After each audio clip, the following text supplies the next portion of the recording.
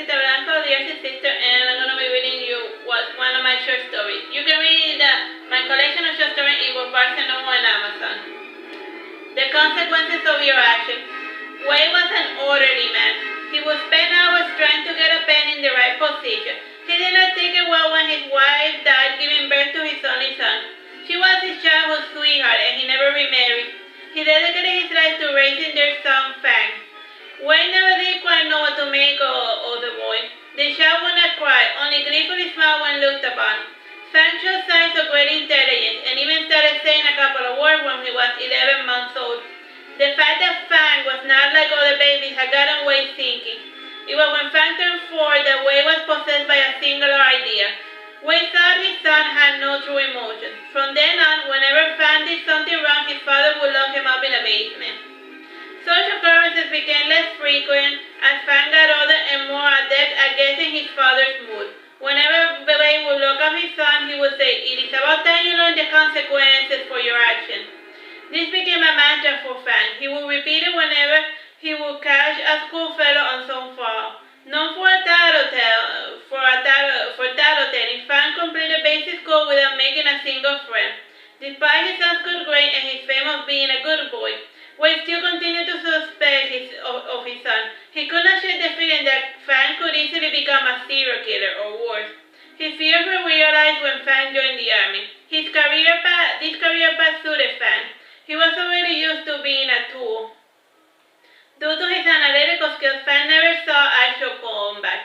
He instead became a paralegal. After 4 years of investigation, he had been responsible for heralding the investigation that caused the court-martial of 45 corrupt officials.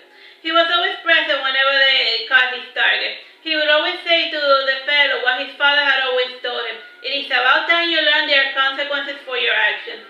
Fang's last big case landed him some national attention. He even made a brief testimony on television. The following day, he received a call from his father. Without showing any visual signs of perturbation, Fang returned home to see his old man. Just as he was a child, his father guided him to the basement and locked the door. It was then when he noticed the smell of gasoline that he understood. He started banging on the door, yelling, "Father, you are going to kill me, your only son? There will be consequences, you hear, in this life and the next. Open the door." "You are right, there will be consequences, but for once I am going to do the right thing. I should have never set you free into the world.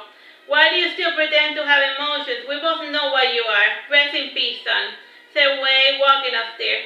Like a caged animal, Fang started rattling the surroundings, and all the junk his father stored in the basement. Fang was silent for a moment to hear if his father would return. It was then when he heard the sound of a match followed by the sound of a gunshot. After the death of his father, Fang resolved never to think of Wade. Fang continued life as a paralegal in the private section. While recovering from his burns, the nurse tending to him suffered a case of Florence Nightingale syndrome. The pair married the following spring. On their second year of marriage, Nurse Jean gave birth to Fang's son. While Fang had been a well-behaved baby, his brood was a bit of a handful. When his son Shaw was 5, there was a little incident that made Fang think of his father. His small son had taken the magnifying glass from his study and was using it to burn ants that were rising from a little hill. Shaw stopped the minute he saw his father come. Fang sat beside his son, staring at the little critter.